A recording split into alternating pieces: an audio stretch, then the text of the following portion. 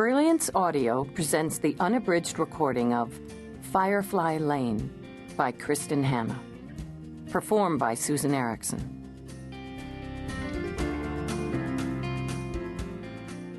This book is dedicated to us, the girls, friends who see one another through the hard times, big and small, year in and year out.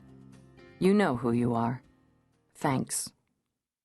To the people who make up so many of my memories, my father Lawrence, my brother Kent, my sister Laura, my husband Benjamin, and my son Tucker.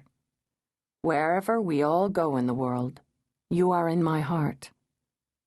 And to my mom, who inspires so many of my novels, this one most of all. The best mirror is an old friend. George Herbert. Chapter 1. They used to be called the Firefly Lane girls. That was a long time ago. More than 3 decades. But just now, as she lay in bed listening to a winter storm raging outside, it seemed like yesterday. In the past week, unquestionably the worst 7 days of her life, she'd lost the ability to distance herself from the memories.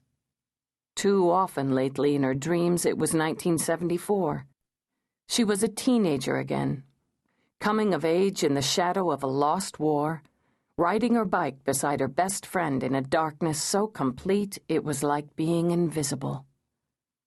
The place was relevant only as a reference point, but she remembered it in vivid detail. A meandering ribbon of asphalt bordered on either side by gullies of murky water and hillsides of shaggy grass. Before they met, that road seemed to go nowhere at all. It was just a country lane named after an insect no one had ever seen in this rugged blue and green corner of the world. Then they saw it through each other's eyes. When they stood together on the rise of the hill, instead of towering trees and muddy potholes and distant snowy mountains, they saw all the places they would someday go. At night, they sneaked out of their neighboring houses and met on that road.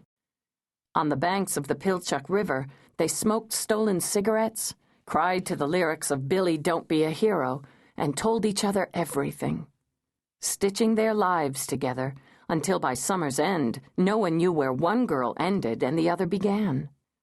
They became to everyone who knew them simply TullyandKate.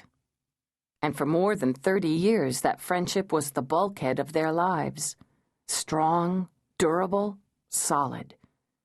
The music might have changed with the decades, but the promises made on Firefly Lane remained. Best friends forever. They'd believed it would last, that vow.